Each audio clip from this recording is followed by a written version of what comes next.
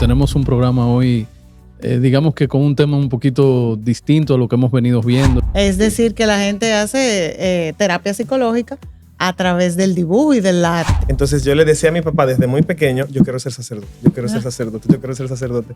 Porque yo quería ser como la figura de Juan Pablo II, ¿no? Escucharla hablándome era como llenarme de sentido. Y según ellos, la primera ternura de María la pintó Lucas. Y tienen a San Lucas Evangelista como el primer pintor cristiano. Y como mi primer acompañante fue el que me dice, mira, pero cuando tú garrabateas, oras. Todo amar y servir es lo que nos guiará en la vida diaria. Dios siempre estará.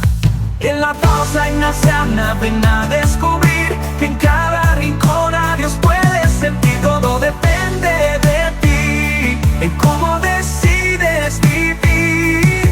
Ayudarte a encontrar a Dios es la misión.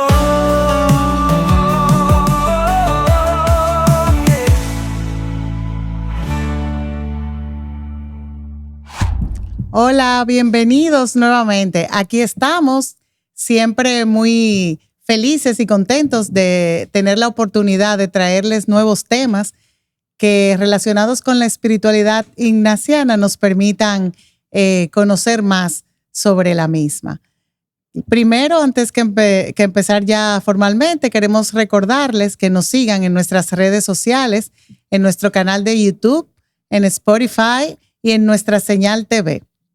Bueno, pues bienvenidos nuevamente. Hola, Fer. Hola, Carolina, qué bueno. Y así es, pues tenemos un programa hoy, digamos que con un tema un poquito distinto a lo que hemos venido viendo, y qué bueno que lo tenemos de la mano de Roberto Montaz, que él es un escolar jesuita que se encuentra ahora mismo en el último año de filosofía. Entonces, la bienvenida. Adelante, Roberto. Muchas gracias, Carolina, Fernando. Bienvenido. Bienvenido. Gracias. De verdad que es un honor y un placer estar aquí compartiendo en el día de hoy.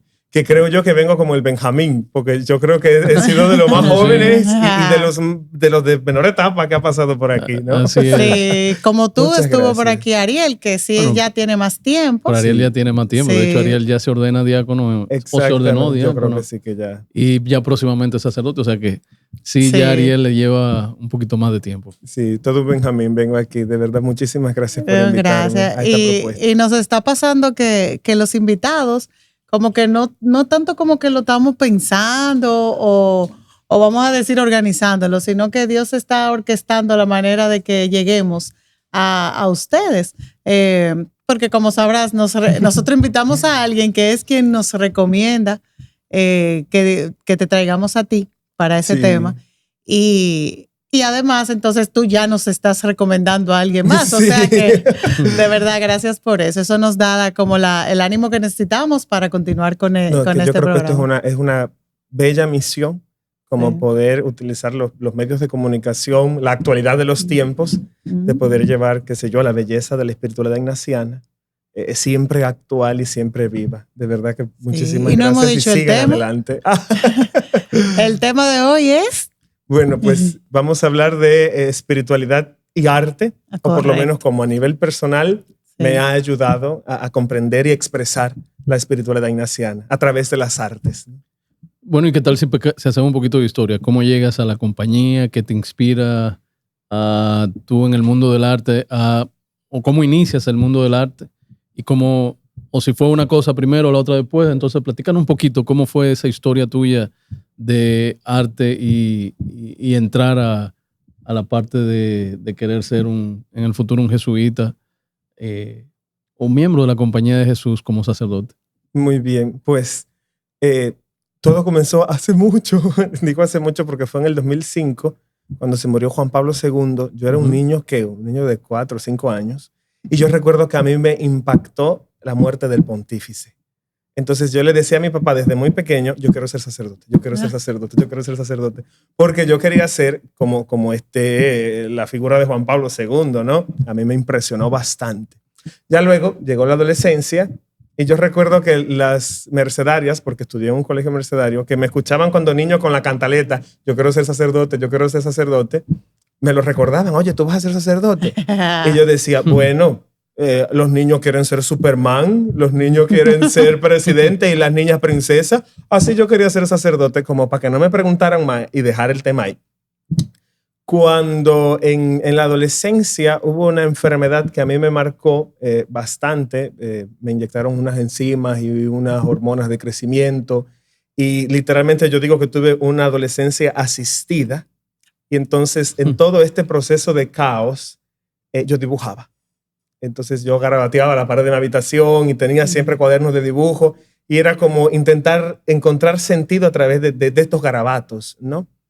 Y entonces para mí la forma en la que Dios me hablaba era a través de estos garabatos. Oh, qué bien. Y dentro de todo este mundo, entonces conozco al padre Michel Rosario Vargas, que es el párroco de Santo Cerro en aquel momento, que me invita a una experiencia a restauración. Entonces nosotros teníamos un operativo médico porque, como yo dije, bueno, a mí me asistieron en la adolescencia, yo tengo que ayudar a la gente asistiéndoles en la adolescencia, entonces yo quería ser médico. Y entonces yo estaba encargado de farmacia con otros estudiantes de medicina y nos fuimos con el padre Michel para restauración a repartir medicamentos. Y en eso dice él, vamos a cruzar la frontera. Entonces cruzamos a Tirolí y ahí en un pequeño pueblito, una capilla de Perpetuo Socorro, que desde ahí mi advocación es Perpetuo Socorro. Sentirme mirado por ella fue como volver a mi infancia y decir, pero yo quería ser sacerdote. Y como que ver que en el fondo todo ese no de mi adolescencia era como negarme a una verdad que siempre había estado ahí y a la que yo nunca me había dado la oportunidad. Y entonces cuando volvemos de Tirolí, yo venía en la parte de atrás porque era una camioneta, yo venía llorando. Y yo decía, no, pero es que ni la medicina, ni nada de lo que yo haga va a ser suficiente para todo lo que Dios ha dado por mí. Yo recuerdo que eso fue un 3 de marzo y ya el 4 de marzo yo estaba hablando con Michelle para hacer experiencia en el seminario, qué sé yo qué cosa. Mi papá es del Alto de la Paloma de Loma de Cabrera, que eso por mucho tiempo fue de la tradición jesuita, y yo precisamente me llamo Roberto por Roberto Alonso, que es un jesuita de Cuba que me buscaba un nombre. Okay. Y entonces, que gracias a Dios me pusieron Roberto, porque él decidió y mis hermanas que si era varón era Carlos y si era hembra era Junfiaides. Entonces, ¿y el Roberto entonces? Me pusieron Roberto por Roberto Alonso, exactamente. Y yo siempre miraba a los jesuitas así como esas cosas grandes y no, yo no puedo ser jesuita porque Roberto Alonso, hasta que Giovanni Pujols un día me invita a un campamento Magis. Entonces nosotros vamos a Los Cacaos en San Cristóbal y ahí en una experiencia comunitaria, ¿no? Con la gente de Los Cacaos, después de la misa, dice el padre Mello, Francisco Coste, salgan a hablar con la gente. Eso a mí me rompió la cabeza. O sea, salgo de la capilla, hay una señora que se llamaba María Rafaela y ella me comienza a hablar como si me conociera de toda la vida. Mira, yo vivo ahí, mis nietos son aquel, cosa que yo no entendía, pero escucharla hablándome era como llenarme de sentido. Y entonces yo dije, no, es aquí que yo quiero estar. Aquí me siento pleno, ¿no? No sé si la palabra es muy grande, pero fue lo que sentí en ese momento. Y entonces ya a partir de ahí comienzo un acompañamiento formal con el padre Mello. Seguí la universidad y entonces luego el 19 de agosto me mudo a Casa Nazaret para comenzar un proceso de discernimiento más profundo. Ahí hago los ejercicios en la vida diaria. Okay. Y ahí entonces vuelve el tema del arte. Yeah. Porque San Ignacio habla todo el rato, imaginar, reflectir. Entonces mis coloquios yo me las pasaba garabateando. Claro. ¿No? Entonces la silla vacía donde se sentó Jesús y ahí entonces estaba Roberto haciendo el garabato de la silla vacía. Y yo decía, no, pero yo quiero estudiar artes. Y entonces cuando entro al noviciado, el maestro de novicio me recibe con 2 bastidores y un juego de acrílicos. Okay. Y me dice, no, si vas a pintar bien. Claro. Claro.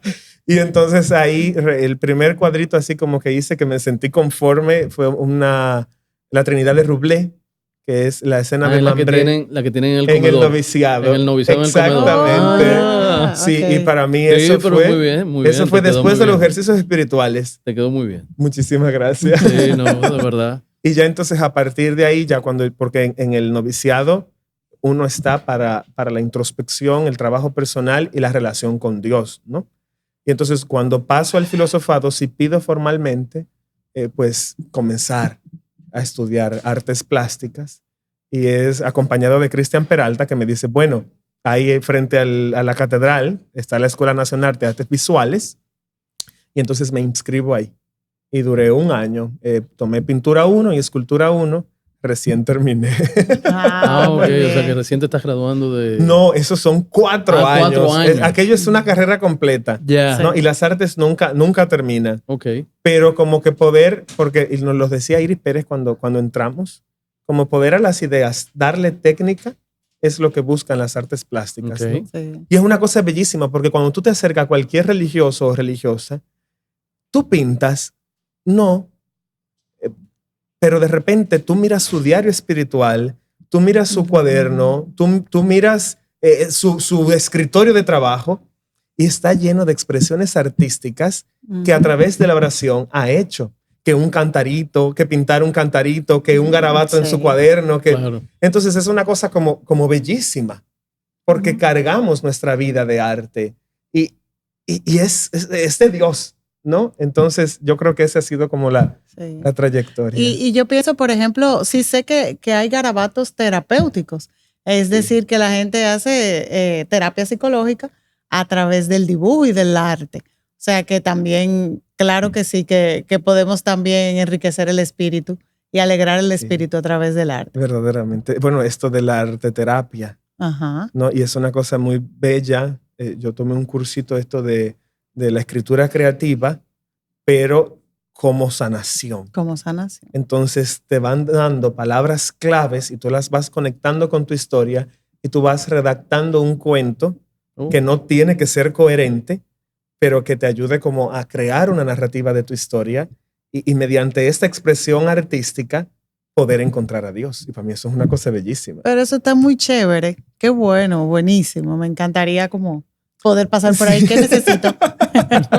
Claro. No, de verdad hay muchísimas propuestas. Y mientras, porque te digo, cuando llegué al filosofado, fue como ir viendo entre culturas que ofrece, Ujú. porque hay una alta tradición de la Compañía de Jesús y las artes. Y te digo, la espiritualidad ignaciana como que se presta muy profundamente para conectar con el mundo artístico. O sea, tú entiendes que gracias a esa espiritualidad ignaciana te ha ayudado a cultivar el arte o a poder verlo como algo distinto a lo que tú pensabas que era el arte. Yo creo que me ha ayudado a cultivar precisamente porque hice clic. O sea, como la forma entre la que Dios y yo hablábamos Ujú. era a través de estos dibujos, ¿no? De estos garabatos. Y como mi primer acompañante fue el que me dice, mira, pero cuando tú garabateas, oras. Y entonces me enseña, por ejemplo, esto que es muy oriental, pero que se está poniendo de moda ahora, de las mandalas, ¿no? La gente Sí. hace Ujú. mandalas y a través Ujú. de este movimiento repetitivo se encuentra con algo trascendente, ¿no? Y la misma Ujú. iglesia, tenemos los íconos. Ujú. Esto es una cosa bellísima, ¿no? Que por la iglesia ortodoxa dice la palabra, la Eucaristía y el ícono. Y según ellos, la primera ternura de María la pintó Lucas. Y tienen a San Lucas Evangelista como el primer pintor cristiano. Pero ¿no? ¿qué entendemos como íconos? Ahí no entendí. El ícono es, bueno, estas imágenes estilizadas que propone la iglesia ortodoxa, por ejemplo, Perpetuo Socorro, Ujú. que son imágenes iconográficas, Ok. Sí. las imágenes de los santos, el Pantocrátor, es esta tradición de la iglesia que es artística y en Ujú. específico pintada, que la heredamos, ¿no? Claro. Muy bien. Y entonces, ¿qué haces hoy en día? Además de estudiar, pero pintas, ¿ya haces cosas como simplemente para tu crecimiento espiritual o también? Mira, eso es para mí como un tema, por un momento fue un tema de tensión, porque yo decía, ¿esto es para mí o es para Compartir. para trabajarlo con los demás, ¿no? Y todo el mundo de repente me decía, no, porque Roberto pinta, no, porque Roberto pinta, pero si se ponían a ver, nunca habían visto una pintura mía. O sea, que no habían pruebas. Exacto. Pues bueno, él es artista. Sí. ¿Y tú qué sabes? Es una palabra muy grande. Entonces yo como artista no me represento. Lo que sí, con el tiempo, esto que nos va dando Dios, nos va llenando y al mismo tiempo se va desbordando, ¿no? Entonces, por ejemplo, hace poco terminamos de pintar junto a 4 artistas un mural en el Colegio del COMSA, que es al Espíritu Santo. Entonces, cómo el Espíritu Santo inspira los dones y terminan en el colegio. Y esto es un mural, no sé, de 14 metros, ¿no? Es una cosa, fue un reto. Okay. Y durante este año en particular y el año pasado, he estado trabajando en espacios creativos para jóvenes y adolescentes. Y este año en específico fui a Cuba por un verano y el sacerdote que me recibió allá me dijo, mira, yo quiero que tú hagas talleres de pintura con los niños de catequesis. Chévere. Y entonces es una cosa bella porque es un proceso de 3 partes. Reconocerme co-creador, sanar la mirada y crear. Entonces, reconocerme co-creador, porque dice el credo nicaragüense de la misa campesina, creo, Señor, firmemente, que de tu pródigamente todo este mundo nació, que de tu mano de artista, de pintor primitivista, la belleza floreció. Entonces no, primera vez que los estoy escuchando. Primera vez también. Entonces es como decirte, como tú eres hecho a la imagen y semejanza de Dios, tú tienes la capacidad de co-crear con Él. Y esto es cómo, ¿no? A través de la poesía, a través de la pintura, a través de la música sí, o de la danza, ¿no? La ¿Cómo danza. creas? Y entonces luego este co-crear nos invita a ver todas las cosas nuevas. Porque como estamos trabajando con Dios, o sea, estamos del lado del equipo del jefe, entonces todo es un espacio para renovar y sanar. Y ahí conecto mucho con Iris Pérez, artista visual dominicana, que ella dice que su arte busca sanar al mundo. Wow. Entonces, este sanar la mirada y ver cómo hay belleza en todo. Y una vez yo me reconozco con la capacidad de crear y tengo la capacidad de ver belleza en todo, entonces comienzo a producir. Y son cosas bellísimas porque los niños se desplayan, son cosas maravillosas. Hubo una niña en el barrio, en los guandules, una vez estamos pintando y ella así coge un bastidor, lo pinta todo de negro, y entonces pinta unas caritas y una manita como saliendo, ¿no? Y digo yo, ¿y esto qué es? Es una niña de 12 años. Y me dice ella, esta es la muerte del ego. Y yo me quedo así como... Está muy actualizado. ¿Cómo así? Qué bien. No, porque cuando el ego, el egoísmo, el odio nos atrapa, es como ese fondo negro que no me deja salir. Pero cuando yo decido que muere, empiezo a dar la Cuando cara. salgo. ¿No? Entonces muy yo me quedé bien. como... Dios mío. Entonces yo como que creo mucho en estos esos espacios de claro. creación. No, definitivamente. Y volviendo un poquito atrás, mencionabas ahorita el tema de los murales y eso. Nosotros tuvimos la oportunidad el año pasado de visitar Manresa y fuimos a la cueva. Y obviamente pues nos paseamos por todos los murales que tiene la cueva. Una de las pinturas, o mejor dicho, uno de los murales, corrección, que más me llamó la atención fue el de la estorta, la visión de la estorta de San Ignacio. ¿Cómo ves tú ese tipo de arte? Porque es un arte que si tú te pones a analizarlo va muy en consonancia con lo que vivió San Ignacio, pero de una forma, transmitido de una forma distinta en ese momento. Porque el dibujo, el mensaje ahí que San Ignacio veía a través de los ojos de Jesús. Y yo recuerdo esa imagen de ese mural que pintaban a Ignacio al lado de Jesús, cargando la cruz, los dos, con un ojo en común. Y eso te decía a ti, mira, tienen una visión en común. Fíjate Claro. cómo el arte transmite el mensaje. Pero ahí voy a lo que tú decías ahorita. Entonces, ¿cómo es ese mensaje? ¿Es hacia los demás a través de lo que tú ves? ¿O es hacia ti y que los demás entiendan como quieran entenderlo? Mira, eso es uno de los grandes debates del arte en sí, ¿no? Bueno. Necesitamos 3 podcasts para explicar. No, pero yo digo porque, o sea, el arte es para el que lo produce o para el que lo ve. Sí, te lo digo porque yo que lo Yo vi, digo que para lo el que lo entendí, muchas veces lo había escuchado y de hecho haciendo ejercicio, Pero le di una mirada distinta cuando vi ese mosaico. Y digo, oye, pero es cierto. O sea, eso de... Ahí mismo entendí cómo se veía un Ignacio junto a Jesús cargando la cruz, una misma visión del mundo. Compartiendo la mirada y mirando al mundo desde el mismo punto de vista. Lo cogí de una vez. O sea, por eso es que... Bueno, y es la belleza del ícono, ¿no? Porque si no me equivoco, Runic, es bastante, tiene una tradición bastante oriental en ese sentido, y el ícono busca catequizar. Entonces, ¿para quién es el ícono? Bueno, para aquellos que no sabían leer, que tenían dificultad, que no tenían acceso a la Biblia, pues se encontraban con estas imágenes y estas escenas que quieren ser sencillas y que quieren transmitir un mensaje claro. Así hay, por ejemplo, un ícono de Jesús que tiene un ojo como furioso y el otro ojo como tranquilo. Y tú dices, ay, pero se confundió el artista y lo puso Vico. Y es Jesús que es justicia y es misericordia. Correcto. ¿No? Y entonces así como que la iconoplastia quiere presentar y por eso es como tan fácil conectar con ella y entender lo que el artista te quiere decir, porque yo creo que es para los dos.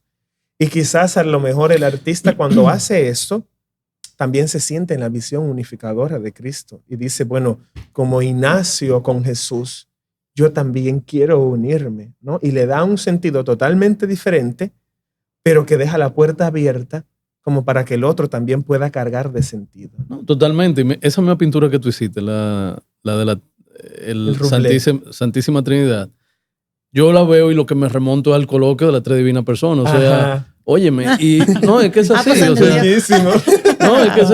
o sea, es como te digo, o sea, eso te transporta de una vez a eso. O sea, y te lo pone clarísimo. O sea, ahí una conversación entre ellos y las miradas te van diciendo qué está diciendo cada uno. ¿Entiendes? Que al final, pues, Jesús, bueno, no vamos a entrar en ese detalle, pero el que sabe lo que el cuadro que lo ve, sabe qué se están diciendo y cuál es la decisión final que hay. Sí, no, y que es bellísimo, ¿no? O sea, y los dos, hasta la vestimenta, porque la iconoclastia tiene esta cosa, ¿no? Entonces, hay una iconoclastia también, por cierto. Vestido de morado, que es la divinidad. Luego está el hijo de rojo, que es el sacrificio, el Espíritu Santo verde, la esperanza. Entonces, los dos hacen como reverencia al Padre, mientras el Padre habla. Y Jesús mira el cordero porque Él es el que se va a inmolar. Ajá. Y entonces cada quien arriba su símbolo. El Espíritu Santo tiene detrás una montaña, que es el lugar de la santidad. El Hijo tiene detrás un árbol, que es símbolo de la resurrección. Y entonces el Padre tiene detrás la casa de Nazaret, que es la casa de la alegría, donde ocurre la encarnación, ¿no? Y juntos los tres son el cáliz de la nueva alianza. No, Rublé se pasó. No es. Pero también lo que dices, el pintor o el artista, ¿verdad? Trata de transmitir toda una historia en una imagen. Sí. Para aquellos que quizás no pueden leer, como dices, ¿verdad? No tienen acceso. Pero también la interpretación de esa imagen la hace cada quien según la etapa y el momento de la vida y el estado en el que esté, ¿verdad que sí? Sí tiene mucho que ver en la recepción que tengamos, la receptividad, perdón, al arte. O sea, el momento en que yo estoy, está mi espíritu, mi sentir, para yo interpretar esa pintura que me dice a mí algo diferente que le puedo decir al que está a mi lado. Verdaderamente, esto Hansel Grum tiene un pequeño librito sobre el hijo pródigo, el cuadro de Rembrandt.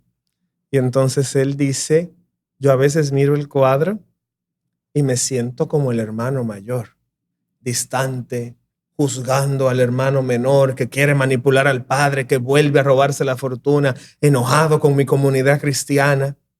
Pero otras veces lo miro y soy el hijo pródigo, desprotegido, queriendo volver a casa, amparándome en la misericordia de mi papá, que me ama, que me sostiene. Y otras veces lo miro y soy el padre que quiere unir a la comunidad cristiana, que quiere, me imagino ustedes cuando soñaron hacer la pausa ignaciana y en todo el proceso de comunidades que tienen en la parroquia universitaria, lo han sentido alguna vez, ¿no? Como querer unificar, querer abrazar a todos como son.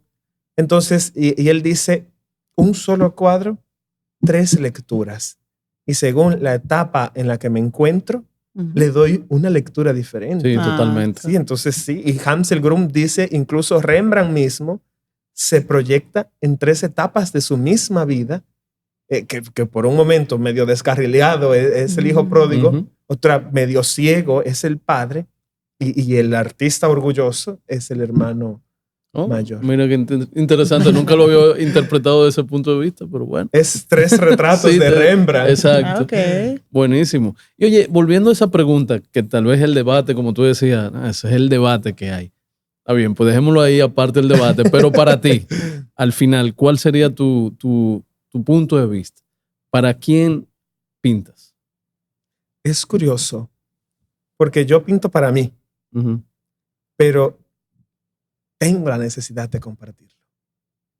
¿Ves? Entonces, aunque sea con mi acompañante, me revisa mi pintura para ver si no tiene ninguna herejía. ¿Ves? O sea, que tiene que saber de arte su acompañante también. ¿Ves? Entonces, por eso el padre Cristian. No, Cristian tiene una sensibilidad estética increíble. Y era como, ¿y esos colores? Exacto, te pareciste a él. Sí, totalmente. Entonces, como que, qué sé yo, todo el que pinta, de alguna forma, quiere expresarlo. Habrán sus excepciones, pero yo creo que es como un lenguaje personal que ocurre entre tú y Dios, que es para ti, porque esa es otra cosa. Uno no hace sopa. Y con esto digo, uno no hace para los otros. Uno no hace como para que tú veas, mira qué lindo yo pinto, porque ya eso es acagüeta. Y tú sabes cuándo una pieza es acagüeta, ¿no? Porque después pasa como Miguel Ángel, que te contratamos para hacer la Capilla Sixtina y coges a los cardenales y los pones como diablillos, ¿ves? Porque no conectas con el proyecto. Yo creo que no tiene que ver por ahí. Tiene que ver con lo que tú haces para ti y para Dios, este lenguaje entre ustedes dos que necesariamente involucra a un otro. Como todo en la vida cristiana, ¿no? O sea, leemos la palabra de Dios, pero dice Santiago que la fe nos mueve a la acción. Muéstrame tus obras, ¿no? Entonces, como que esto. Yo pinto para mí y para el Señor, pero tengo la necesidad de mostrar mis obras. Ya, o sea que al final tú dirías que la interpretación que yo le voy a dar no necesariamente era lo que tú querías transmitir. No, porque, y es una cosa muy bella, ya no es mío. Ok. Una vez yo lo pinto y sale de mí, al tú mirarlo, pasa a ser tuyo. Correcto. Y así con los poemas, con la música, no. O sea, cuando tú lees un poema de Benjamín, ya no es de Benjamín González Vuelta, es tuyo. Y a lo mejor el verso que Benjamín puso ahí para terminar fue el que te atrapó. El que te atrapó. Exacto, y al final te quedas ahí con eso. Sí. Con ese, saboreando esa parte. Por ejemplo, a mí me gusta pintar también. Me gusta pintar. Yo no he dicho que sé pintar. Me gusta pintar porque, y me gusta mucho pintar vírgenes con rostros infantiles. Mira eso. Sí, me encanta eso. Y sí, pero además de pintar y eso, me imagino que te sientes llamado a darle esa herramienta a todos para poder orar a través del arte. Sí, todos somos artistas. Todos tenemos la capacidad como de expresar la profundidad de nuestra alma a través de algo no teórico, ¿no? Y hay biodanza, hay mil cosas. E incluso creo yo que cuando vamos al Santísimo Sacramento del altar, vamos a contemplar una expresión estética, ¿no? Entonces nos habla de una trascendencia de la que puede ser que yo no tenga la técnica, porque yo mismo me siento incapacitado, pero que sí tengo la sensibilidad, ¿no? Que sí tengo esta semilla que Dios me puso, que cuando entro al templo, ¡wow! ¿No? Sí. ¿Qué es lo que busca el templo, ¿no? El espacio sagrado tiene una configuración estética. En las iglesias góticas, por ejemplo, que se llenaban de luz porque Dios es luz. El otro día me dice un compañero novicio que no sé si cuando usted entra a una iglesia que está la cúpula, entonces hay unas columnas que tienen unos arcos, pero entonces los arcos se conectan con la cúpula y ahí hay como un penáculo y entonces que es donde ponen los cuadros de los santos normalmente. Los musulmanes ponen ángeles. Y es una cosa curiosa porque ahí se ponen los santos porque es el puente entre el arco y la cúpula. Entre la tierra y el cielo ocurre la santidad. Okay. Y entonces está dentro de la arquitectura de la iglesia.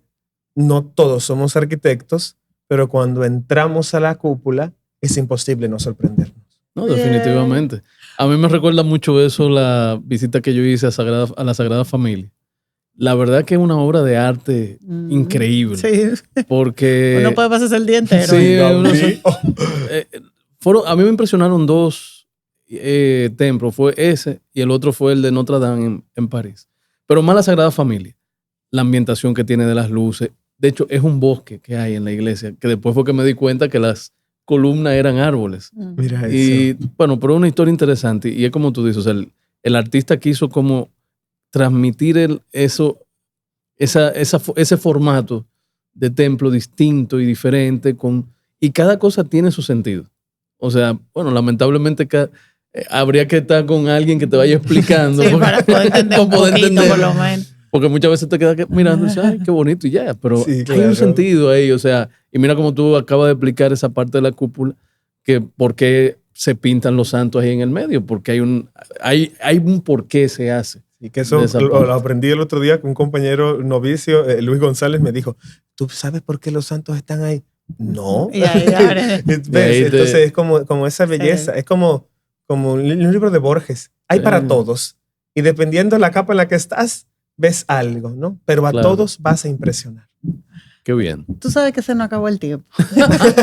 Pasó rápido. Y te pregunto cómo te sentiste, porque hablábamos ahorita como de, que estabas un poco estresado, pero mira qué bien. Ajá, pero sí, el cortisol sigue alto. No, pero todo ha fluido muy bien. Nos has dejado como con ese deseo de conocer más. Sí, totalmente. Quizás debiste haber traído algunas obras aquí y compartirlas con nosotros. O sea que muchas gracias. Bueno, pues un halago. Muchas gracias por decir que sí, acompañarnos y darnos este principio de lo que el arte puede acompañar a la espiritualidad. De verdad que fue bastante bonito el episodio. Te lo agradezco mucho. Muchas gracias. Gracias, de verdad que sí. De verdad. Y ojalá que sigan pintando. Claro, yo voy a retomar, claro que sí. Bueno, pues a ustedes nuevamente, muchas gracias por estar aquí acompañándonos. Espero que lo hayan disfrutado tanto como yo. Y les recuerdo que nos sigan en nuestras redes, en nuestro canal de YouTube, en Spotify y en nuestra señal TV. Bye. Todo amar y servir es lo que nos guiará en la vida diaria, y Dios siempre estará. En la pausa inaciana ven a descubrir que en cada rincón a Dios puedes sentir. Todo depende de ti, en cómo decides vivir. Ayudarte a encontrar a Dios es la misión.